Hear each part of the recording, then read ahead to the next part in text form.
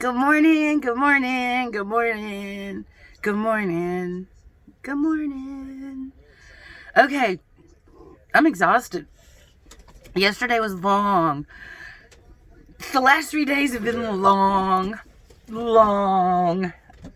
So, why were the last 3 days long? Well, woke up in Seaside, Oregon, shot over to Portland, had a bunch of tests done, had an appointment with my doctor and my dietitian. Apparently, I'm heavy. Did y'all know that? I just found out. I just didn't know either. And so, I have actually lost 10 pounds in the last couple of months, but I cut out a bunch of sodas. I don't think it's a health trigger. It freaks the nurse out every time I lose a couple more pounds. But I quit drinking Coca-Colas like it was fluids for life, and I was drinking 2 or 3 a day of fructose sugar. Anyway, but not for very long. It just got out of hand. So, I was so dehydrated, I totally cut the sodas. And I drink this thing down at least twice a day, sometimes 3 or 4 times a day. And poor Brian doesn't get any water anymore because we used to share. Now I hoard my bottle and he can't ever find it. So, Brian got his own bottle. Brian has his own bottle to sip on. Sipping on water. It's not the same as sipping on gin and juice, but it'll do just fine. I don't like gin. So, boy, my grandma drank gin. Ugh. She drank all kinds of stuff. But she was a drinker, so she liked all the different boozes. And she made my grandfather a promise. As he was passing, he please promise me you won't start drinking before 1 in the afternoon. I was like, damn, Grandma, you got drinking in the morning now. You got to slow down. She's like, well, I'm 80 something. And I thought, have a shot. And so that's what, so first day, we'll get up in Seaside, Oregon, drive to Portland, go to the 2 appointments, find out that I'm built like a fashion model, drive back to Seaside. So we have to check out by noon. So we got up at 6 in the morning. We go to Portland. It's a 2-hour drive. We went the wrong way in. We came the right way out. So that made a difference. We went the long way to get there once. So we decided not to do that again. So then we got back. We hooked up the trailer. We started going south. And why was that a long day? Well, because of that. And then we found a place to stay, but we hit the dip and it crunched the trailer. So the next morning we woke up and we went outside and we looked at our house and it's crunched because it was at dusk when we were parking. So we didn't like inspect the trailer. It was like pouring rain. So we just got in the house. But well, then in the morning when we found new puddles and crunched front. I was like, ooh, I think we're going to have to find out if insurance covers this or not. So then we started an insurance claim, sat at the table at a breakfast restaurant, made the mistake of calling as I was walking in the door. And so I filed a claim through a little nibbles of cold eggs. And then gosh, it probably took forever. So that was fun. Then we get to Florence, because that's where our insurance is, and they want us to get a local quote. And anyway, so we take the travel trailer to the only guy who would give us an estimate.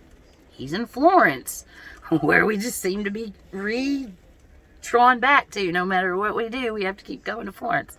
So we're in Florence at the marina, which actually costs money to stay at, and that hurts my heart, because we've been boondocking and not paying to stay anywhere, and I'm really feeling this cheap free thing of on a place to be. Well, we paid for our 1,000 Trails membership, so it was an annual fee, but we don't have to pay anymore, and we still go and stay, and it's like, it feels like free now. That money's gone.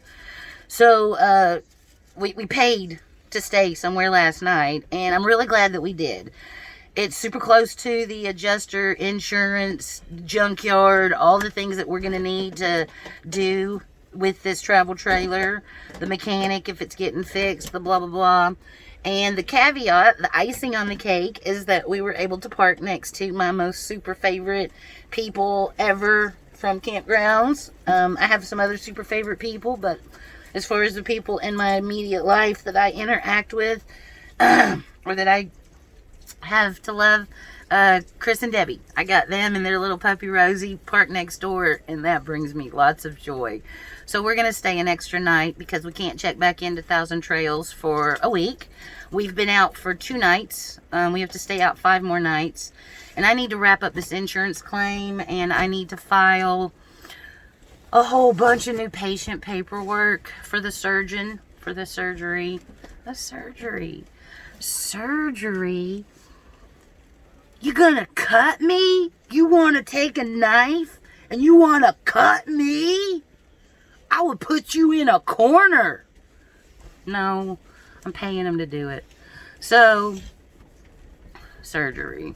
I watched this one TV show on HBO for a little bit. I believe Brian's daughters watch it. It was called Euphoria. And there was this scene. It was a young lady. And she went to a house party. And a young man was being inappropriate and in her face. And she got the feeling that they were going to be kind to her. And she fucking got big fast. She grabbed up a little steak knife and got in his face. And she's like, you want some of me? You want some of me? And the whole party just... That's how I feel like at the doctor's office. I feel like picking up some scalpels and being like, you want some of me?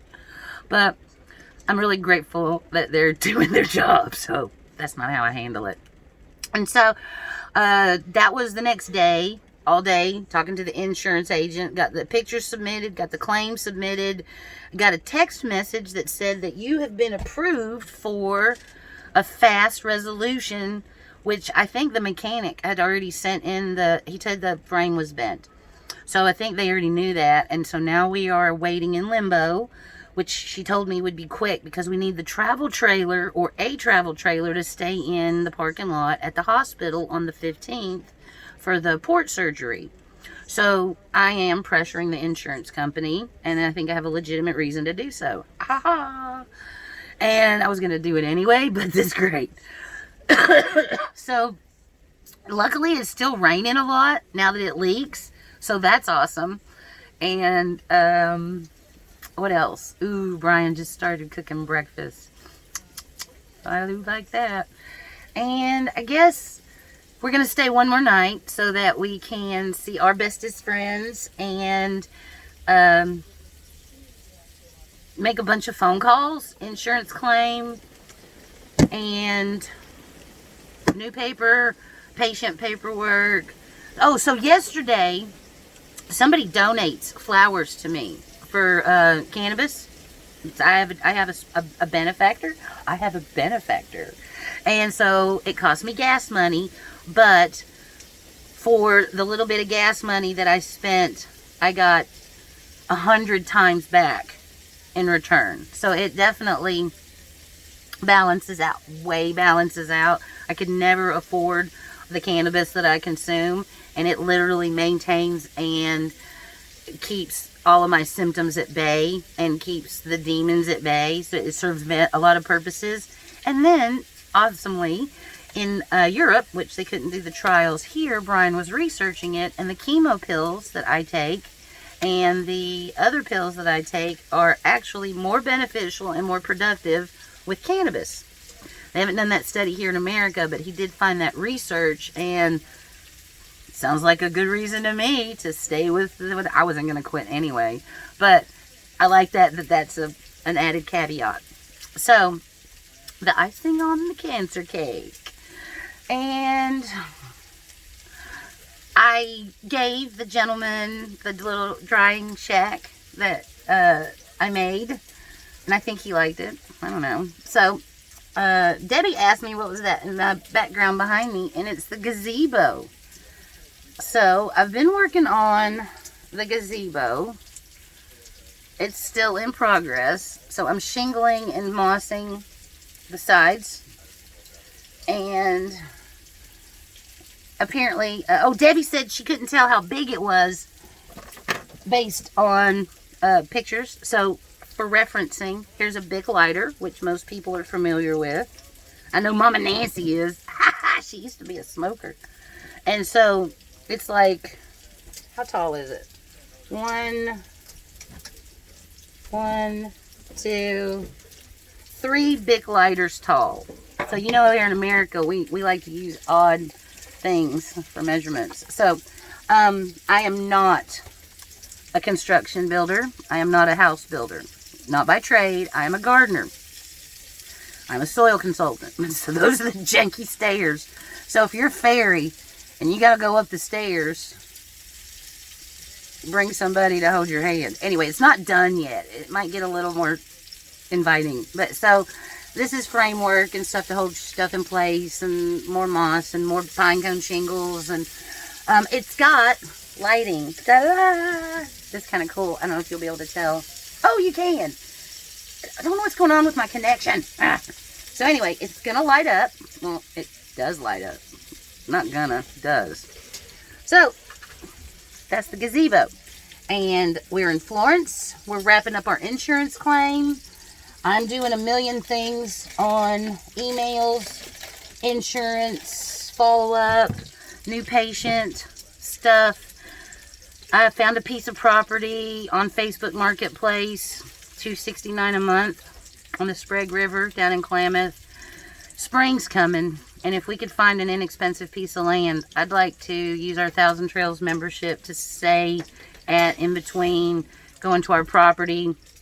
I think that with my son, who's agreed to help, Jonna, who's agreed to help, if he hasn't officially, he now knows he has, and Brian gets to do the lion's share of all the work. And then I'm going to be in the background slowly, you know, kicking sticks out of the way and doing my part. This video got long, 12 minutes. I don't know if anyone wants to hear that much about it. So that's what's going on. That's today. That's the gazebo. I'll update when I know something about the travel trailer. I'm super stoked about where we're at. I wish it was free. I wish everything was free. Communism looks good on paper, but boy, in put in action, it sure got scary. Not so cool. A lot of things look good on paper. Brian just gave me the absolute most intense look I've ever gotten. He just found out his wife's a communist. Not really. But peace, love. Y'all have a wonderful day.